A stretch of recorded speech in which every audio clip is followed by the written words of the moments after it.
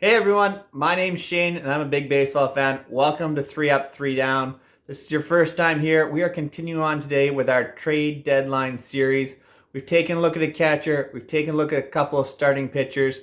For today's video, we're going to look at the best power hitting first baseman DH on the market at the MLB trade deadline in Washington Nationals first baseman Josh Bell. Bell's having a terrific year. He's had a great first half to the season, but we've seen this before from Bell a couple of years ago with the Pirates when he really fell off in the second half for them. So we'll see if Bell, when traded, can continue on with this success that he's found this year with a new team and try to take them deep into the playoffs. For today's video, we're going to be taking a look at a few different trade options with 4 different Major League Baseball teams. Now, this doesn't mean I necessarily think that Bell is going to be traded to one of these teams, but I think they're going to be the biggest contenders for him. We're also going to look at a few trade options that may entice the Nationals to send Bell to a specific team and see what the Nationals can get back in return. If you want to play along with this a little bit, make sure you check down the description below. You can check out MLB trade values to play along in terms of potential trades out there. While you're down there, make sure you hit the big red subscribe button because you know you want to be up to date with all the content here from 3 Up, 3 Down. So for now, let's get into it. As always, we're first going to take a look at Josh Bell's numbers and the 4 teams that I think are going to be most interested in his services.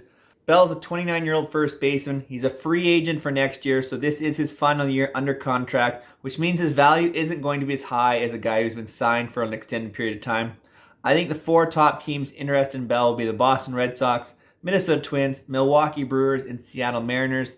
The Red Sox are pretty obvious. Their wins above average at first base at negative 1.3 is the second worst in all of baseball, along with their OPS from that position. The Twins as well have really struggled with first baseman. Miguel Sano's had some injuries and has been ineffective at times. They're 22nd and 19th respectively. I think the Brewers need some power and some real lengthening of their lineup, so I think there's someone who would be in on a Josh Bell. And I've got one secret on there, the Mariners. The Seattle Mariners struggling a little bit at the DH position. They recently acquired Carlos Santana, and he's had an impact. But I'm going to talk about them a little later as to how they could really make Josh Bell fit in their lineup in a really sneaky way. Taking a look at Bell's numbers in 93 games. This is numbers from the All-Star break. So 93 games. There you can see 13 home runs, 50 RBIs, a very good season. Very good walk to strikeout ratio with the 42 walks to 53 strikeouts. Bell's a switch hitter, so that's very important to keep in mind as well. Switch hitters are highly valued. A 311 batting average, a 390 on-base percentage, the 504 slugging. Just fantastic first half from Bell. OPS plus the 159, just unheard of from him. Possibly his best season of his career, and what a great time to be having it as he heads into his free agency. I think that Bell is going to continue with this production this year. We've seen him fall off in the past, but the walk to strikeout ratio really encouraged me to say that he's going to continue to find success in the second half of the season, no matter whether it's sticking in with Washington for the rest of the year or it's in a trade, and I think the trade route is the most important one. First up, we're going to take a look at some trade options with the Boston Red Sox. I think the Red Sox have to be all in on trying to acquire Josh Bell. They made a mistake by letting Kyle Schwarber walk away last year of free agency. They're missing production at first base. Bobby Dahlbeck has not done the job. So unless they're going to bet on a rookie and Tristan Casas, I don't see that happening. I think Josh Bell makes so much sense for the Boston Red Sox. I actually think this is the type of trade that almost has to happen at the deadline.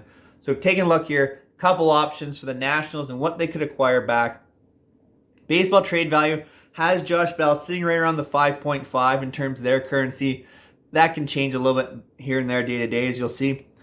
First up, we have a 1-to-1 trade value where the Nationals will be receiving Wickelman Gonzalez. He's a 9th-ranked prospect for the Boston Red Sox. A 20-year-old right-handed pitcher who's an A-ball. Tremendous fastball, but has been very wild. Still learning to control his stuff.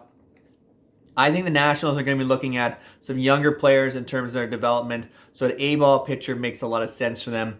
If they want to get a couple shots at it, maybe look at a package including the 16th and 19th ranked prospects of the Red Sox in Miguel Bleis and Edinson Paulino. Bleis is an 18-year-old outfielder. He's at rookie ball. He was an important international signing for the Red Sox, so he could be someone I could see moved and give the Nationals some hope for the future. Edinson Paulino is a 20-year-old infielder. He's at A-ball. He's very, very fast, very much a contact hitter.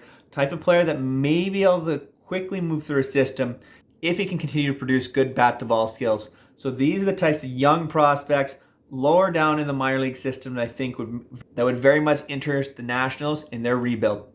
Second team with interest in Josh Bell, I think, is going to be the Minnesota Twins. The Twins really have to go for a playoff spot here this year. The potential of losing Carlos Correa in the offseason for nothing. I think this is the Twins' best shot in a very weak AL Central. They've got to make a push here to try and make it in the playoffs and win some games and try to get to the World Series. Are they prepared to really contend? I don't know, but I think a Josh Bell will really help them along the way. So take a look at some of the packages the Twins could put together to acquire Josh Bell from the Nationals. First up, my 1-for-1 deal would be Matt Caterino. I've included him in the past before. Number 4 ranked prospect for the Twins, 24-year-old righty in Double-A. He's having a really, really great year at Double-A for the Twins this year. I think he's a type of 1-for-1 prospect who would make some sense to the Nationals. They need some pitching depth in their organization. They really don't have a lot of young arms in their system outside of Josiah Gray, who's already in the majors. So Matt Caterino, who's very close to that, being ready for the major league level, would be a player that makes sense. If they want to look a little bit more of a younger terms of package, I think a couple players like Noah Miller and Mazel Urbina would make a lot of sense. Miller is the number 6 ranked prospect for the Twins. Urbina is the 9th. Miller is a 19-year-old shortstop who just drafted in the 2021 draft. He's at A-ball. He's having a very nice year there, but a very young prospect, as well as Urbina, a 20-year-old outfielder who's at A-ball as well, who is an international signing. A couple of young guys that may take a while to get through the system, but that might fit the Washington Nationals' plans in a better rebuild and more of a longer-term rebuild with some young guys rather than more of an MLB-ready prospect in Matt Caterino. So either one of these packages makes sense for the Nationals. It's just a matter of them picking and choosing where they think their next contending window will fit in their rebuild. Our third team up is the Milwaukee Brewers. The Brewers currently lead the NL Central race and are looking to hit another playoff spot, but they need to extend this further this year in the playoffs. They've got to find some more offensive production to help carry them in the playoffs, especially with such an outstanding pitching staff they have. They need more offense and more offense on the cheap. That's why a rental player like Josh Bell makes a lot of sense for them. Rowdy Tellez has done a nice job at first base for the Brewers, but they could use some more production at first base and DH. Now, if they go more the DH route with Rowdy and Josh Bell spending some time there, that probably puts Andrew McCutchen in the outfield a little bit more. Now, coming down through the playoff race through August and September, that probably makes a little bit more sense, because McCutchen's been one of the better outfielders for the Brewers as well, which isn't saying much for their outfield. So look at a couple packages the Brewers can put together. Now, they've got some young outfield prospects coming up. Those are the types of players I think they can package because they've got a lot of depth at that position for the Nationals. We got a couple 2-for-1 deals here for the Brewers. I don't think they have a real true 1-for-1 fit with a prospect. First up for Milwaukee, a deal involving Ethan Smalls and Joe Gray Jr. Smalls is the 8th ranked prospect and Gray the 13th in the Brewers system. Now here the idea is that Ethan Small is a 25-year-old lefty at AAA. He's MLB ready. Is that the type of player the Brewers want to lose at this point in time? I'm not sure about that, and I don't necessarily know if he fits the Nationals' rebuilding phases, but it's an interesting player. Joe Gray Jr., 13th ranked, 22-year-old outfielder at high A ball who's been struggling, but he was thought of as very highly before, so maybe he's a bit of a bounce-back candidate. He doesn't have as much value there. Maybe if you can package him with Ethan Small, it makes more sense. The other option would be again 2-for-1 prospect deal here with Henry Mendez and Hedbert Perez. Perez is the 9th ranked prospect in the Brewer system. Mendez in the 15th. 19s and 18-year-old, both outfielders. Again, a position of depth in the Brewers farm system. Perez is known for his power, and Mendez has very good bat-to-ball contact skills and has been very productive in the minor league system for the Brewers. So a couple of really good young outfielders that would make sense for the Nationals, especially if they're exploring the idea of trading Juan Soto. They're going to need some depth in their system in the outfield. And I think players like Mendez and Perez would make a lot of sense for the Nationals. Our last team in the Josh Bell sweepstakes is the Seattle Mariners. You might say to me, Shane, the Mariners just traded for Carlos Santana. They've already got Ty France, who's having a tremendous year at first base and DH. Where are they going to fit a player like Josh Bell? Well, I'll tell you, Ty France came up and has played a lot of innings at second base. I think this makes a lot of sense for the Mariners to be able to move Ty France at times to second base.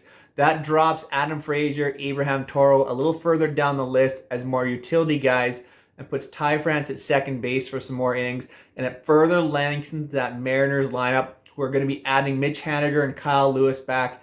And what a lineup that could be for Seattle through August and September. And having the ability to rotate France, Santana, and Bell around a little bit and keep them fresh down the playoff stretch. What a lineup that could be come October baseball if the Mariners can finally break this playoff curse. Let's take a look at what it would take for the Mariners to acquire Josh Bell. For the Mariners, I think they're going to look more at a one-for-one prospect deal. The Nationals, of course, could look for more prospects, but none of them are going to be as highly rated as these are the two options. If that's the case, that makes some sense for the Nationals, but I think it was more of a one-for-one makes some sense here to get the best value for Josh Bell. In this case, I've got him trading for either Adam Macko or Lazaro Montes. Macko's the 9th ranked prospect in the Mariners system. 21-year-old lefty who's at high A ball, who's in a very, very good year there. That makes a lot of sense in terms of the timeline that fits the rebuild for the Nationals and gives them an upper level pitching prospect that they're sorely lacking. The other one would be a Lazaro Montes. Like I said before with the Brewers, I think the Nationals need to look for some outfielders, especially if Juan Soto is going to be moved. A 17-year-old outfielder who's at rookie ball, but he was a highly sought-after international free agent. So this type of trade makes a lot of sense for the Nationals down the line. Put some high-value prospects back in the system. Yeah, it may be more of a one-for-one, but I think it fits really well for the Nationals as they get more some high-quality players, taking the quality over the quantity. Thank you so much for making it all the way to the end of the video. I greatly appreciate all the support. I'm having so much fun making this content. I hope you're having fun watching this. If you're having a great time watching my content, make sure you leave a comment down below. Hit the thumbs up button while you're down there. Subscribe to the channel. Share it with your friends. Let's build some more baseball channels out on the YouTube. Until next time, take care, everyone.